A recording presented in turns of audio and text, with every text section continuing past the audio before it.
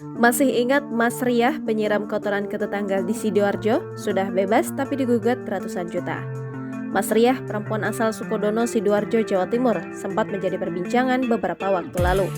Aksinya membuang air kencing dan tinja ke rumah tetangga sejak tahun 2017 dengan niat agar tetangganya itu tidak betah dan menjual rumahnya. Air kencing dan tinja itu ia siramkan ke bagian depan rumah yang dia incar yang ditempati Nur Masud. Peristiwa ini tepatnya terjadi di Desa Jogosatru, Kecamatan Sukodono, Kabupaten Sidoarjo, Jawa Timur. Buntut teror tersebut, pemilik rumah merasa terganggu dan melaporkan kejadian itu ke Polsek Sukodono. Setelah menjalani sidang di Pengadilan Negeri Sidoarjo, Mas Riah divonis sebulan penjara karena kerap membuang kencing dan tinja ke rumah tetangganya Wiwi. Lantas bagaimana kabarnya sekarang?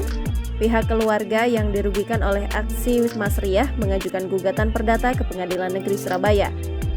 Wiwi, tetangga Mas Riah, meminta ganti rugi ratusan juta rupiah kepada Mas Riah yang telah menyiram dan membuang kotoran ke rumah yang ditempatinya selama beberapa tahun terakhir.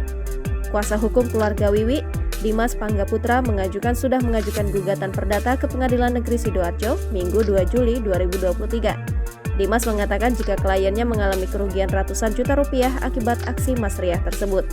Gugatan tersebut tetap dilayangkan meski Mas Riah baru keluar dari lapas Sidoarjo Jumat lalu. Warga desa Jogosatru, Kecamatan Sukodono, Kabupaten Sidoarjo, Jawa Timur itu dinyatakan bebas murni pada Jumat 30 Juni 2023 setelah sebulan menjalani tahanan.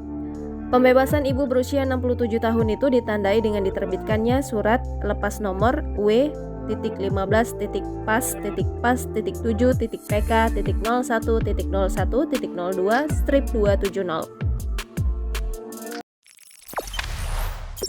Jangan lupa subscribe, share, komen, dan like ya!